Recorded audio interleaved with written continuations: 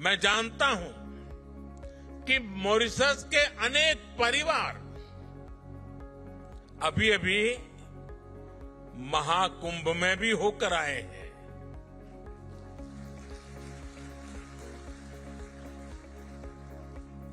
दुनिया को आश्चर्य हो रहा है। मानव इतिहास का विश्व का यह सबसे बड़ा समागम था। 65-66 करोड़ लोग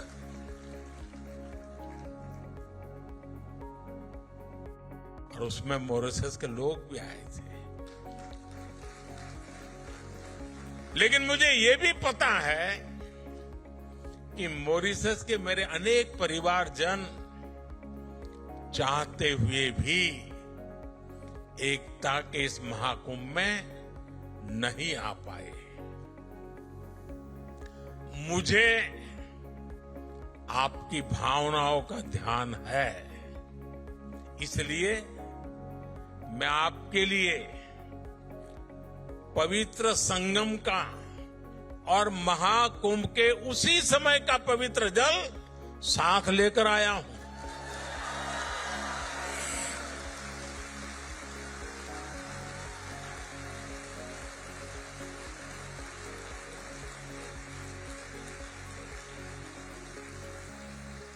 इस पवित्र जल को कल यहां गंगा तालाब को अर्पित किया जाएगा।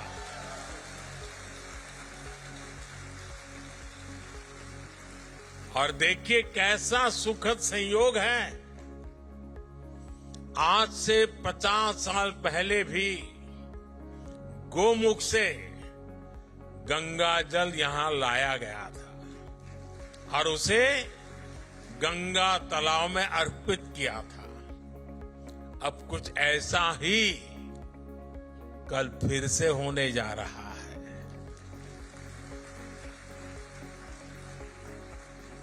मेरी प्रार्थना है कि गंगा मैया के आशीर्वाद से, महाकुंभ के इस प्रसाद से मॉरिशस समृद्धि की नई ऊंचाइयों को छुए।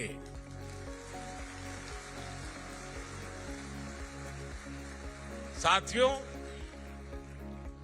मॉरिशस को भले ही 1968 में आजादी मिली, लेकिन जिस तरह यह देश सबको साथ लेकर आगे बढ़ा, ये दुनिया के लिए एक बहुत बड़ा उदाहरण है।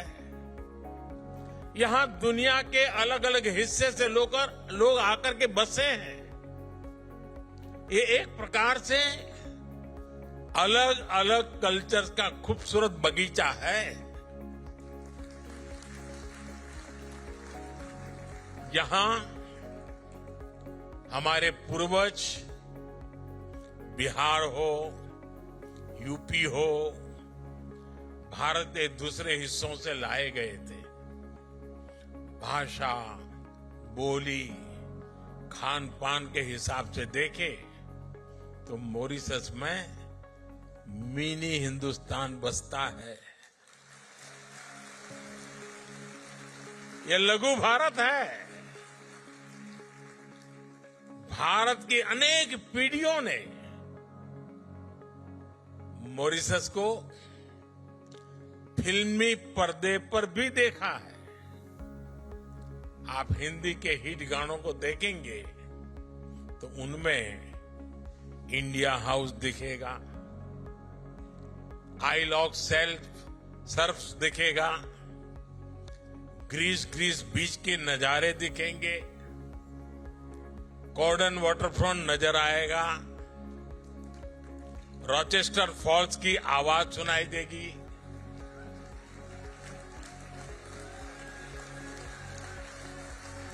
मॉरिशस का शायद ही कोई कोना हो जो भारतीय फिल्मों का हिस्सा न बना हो।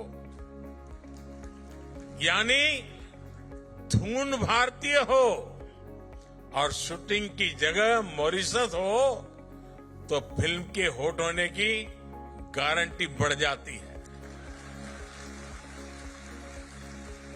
साथियों, पूरी भोजपुरी बेल्ट के साथ बिहार के साथ आपका भावुक संबंध भी मैं समझता हूं। पूर्वांचल के सांसद होने के नाते हम जननी कि बिहार के सामर्थ्य कितना ज्यादा बा। एक समय रहे जब बिहार दुनिया का समृद्धि के केंद्र रहल। अब हम मिलके बिहार के गौरव फिर से वापस लाए के काम करत है जा। साथियों, दुनिया के अनेक हिस्से जब पढ़ाई लिखाई से कोसों दूर थे, तब नालंदा जैसा विद्या का तीर्थ ग्लोबल इंस्टीट्यूट भारत में था, बिहार में था। हमारी सरकार ने फिर से नालंदा यूनिवर्सिटी को और नालंदा स्पिरिट को रिवाइव किया है।